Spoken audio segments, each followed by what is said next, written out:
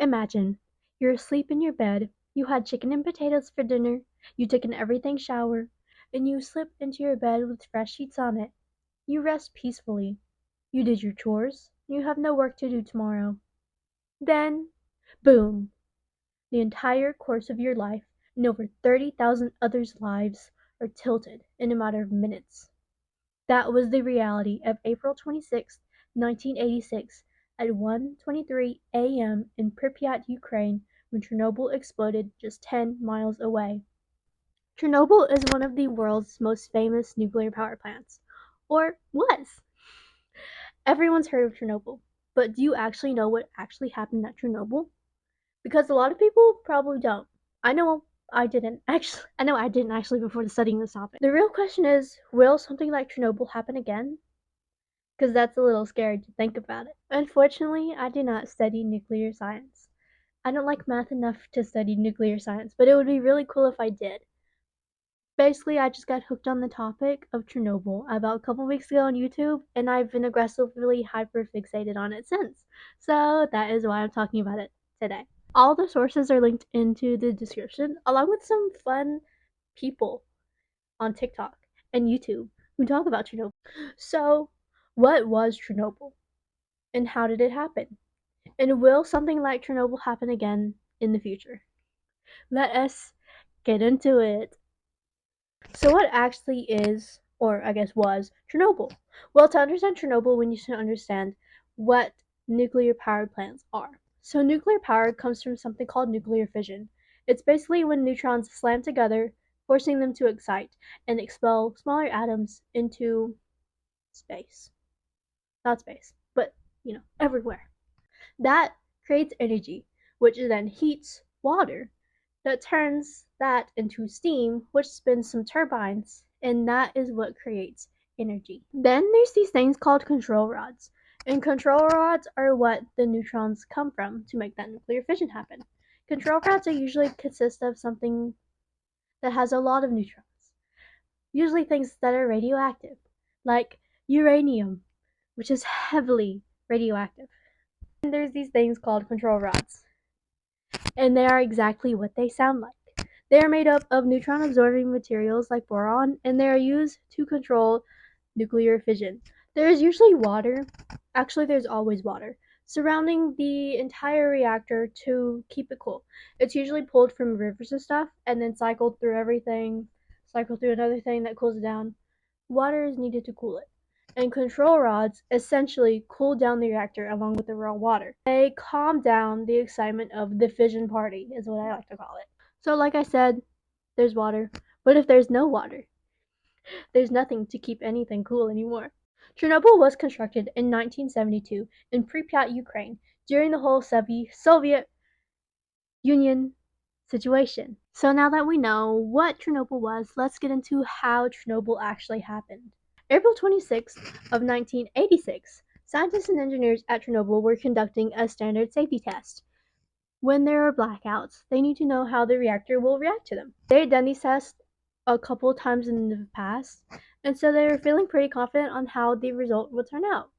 Originally, this test was supposed to have been done in the morning, but the people of Ukraine called and were like, no, we're going to need some power in the morning, so they stopped that and instead switched it to the night. And since there are different scientists during the night, they were a little bit less experienced. So basically, they had shut everything, not everything, they had shut some stuff down in the morning to prepare, but then everything was canceled because, again, they needed power. So they stopped doing that. But then the people came in the night, and that's when the real party started. Control rods were removed to power up the reactor again. Then water was added. The power dropped because of a byproduct of nuclear fission called xenon. They kept removing control rods until there were only a few left. This is a really cool picture. So you can see all the fuel rods and the control rods.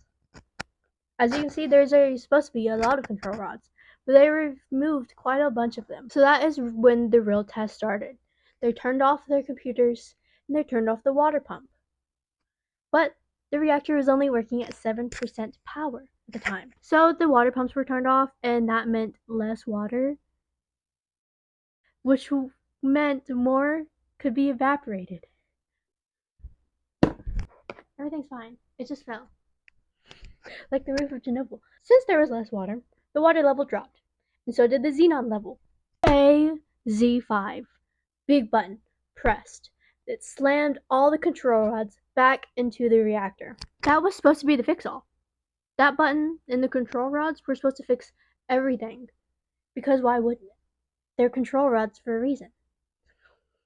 Well, these control rods were tipped with graphite. The control rods had graphite tips on them, which would be fun and cool. They were basically there to control neutron moderation. But graphite is very flammable.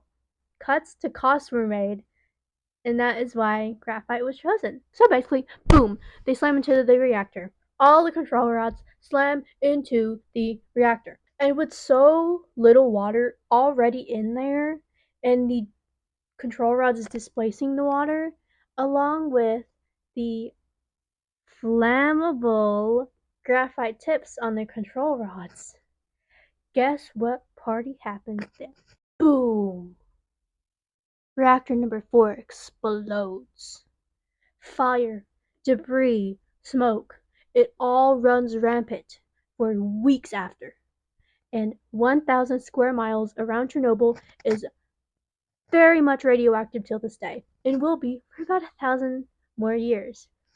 Now that we know all that, what is the unfortunate likelihood it will happen again? You're asking yourself. Nuclear power plant malfunctions have happened since Chernobyl.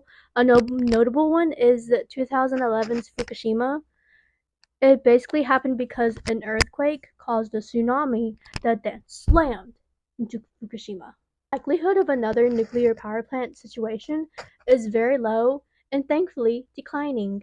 There are thousands of nuclear power plants all over the world who have all learned from Chernobyl. Chernobyl's incident was a result of cutting costs and poor user error. But now we know that there is nothing more expensive than people's lives. So, to be real, the percentage of another Chernobyl happening is never zero. There will always be risks, but there is risks in everything we do. Every day, every move we make, it's important to learn what, how, and why these things happen so we know what will happen in the future if anything does happen. So we have that security. So thank you for watching this video on Chernobyl. For some fun little backstory, I've recorded this video about 3 times already, just to have options. But this little microphone right here, yeah, she died. And I didn't realize it until I had no audio for any of my videos. So that was fun.